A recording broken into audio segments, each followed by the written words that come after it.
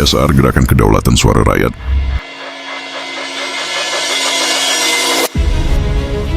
Badan Pekerja Gerakan Kedaulatan Suara Rakyat atau GKSR kembali menggelar rapat reguler pada Rabu 11 Februari tahun 2026.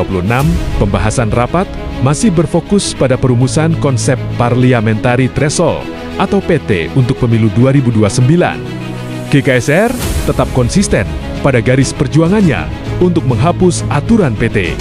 Sebab ada lebih dari 57 juta suara pemilih terbuang sia-sia di pemilu 2019 akibat aturan PT pada pemilu 2024. Jumlahnya bahkan melampaui angka 60 juta suara. Jika dihitung secara persentase, suara rakyat yang terbuang di pemilu 2019 dan pemilu 2024, angkanya rata-rata di atas 40%. Hasil ini jelas bertolak belakang dengan prinsip kedaulatan rakyat. Bayangkan, ada 40% suara rakyat masuk ke tong sampah gara-gara aturan PT. Suara pemilih disebut terbuang karena suara-suara tersebut tidak dinilai dalam perhitungan kursi. Padahal, rakyat memberikan suara di TPS dengan maksud agar wakil-wakil yang dipilihnya dapat memperoleh kursi di lembaga DPR RI. Dalam rapat Badan Pekerja GKSR kemarin, terungkap pula fakta miris lainnya terkait pemberlakuan aturan PT di tingkat daerah pemilihan atau dapil. Di level dapil, jumlah suara yang terbuang angkanya justru lebih besar atau lebih banyak dari jumlah suara yang berhasil dikonversi menjadi kursi.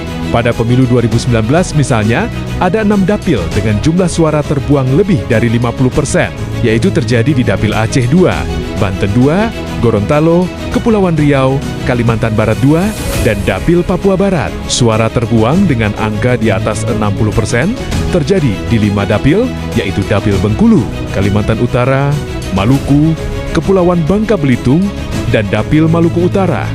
Parahnya, di Dapil Nusa Tenggara Barat 1, aturan PT telah menyebabkan jumlah suara yang terbuang.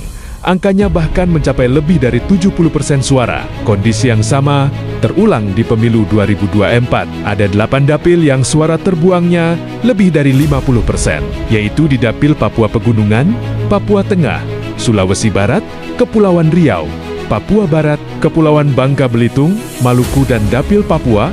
Aturan PT yang menyebabkan jumlah suara terbuang lebih dari 60% terjadi di 3 dapil, yaitu di Dapil Papua Selatan, Maluku Utara, dan Dapil Nusa Tenggara Barat 1.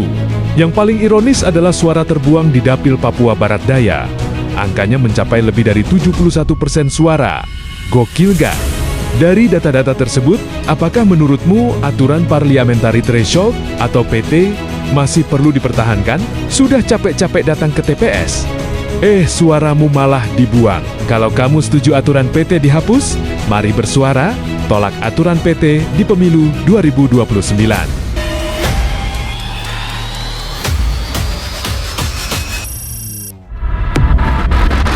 GSR Gerakan Kedaulatan Suara Rakyat.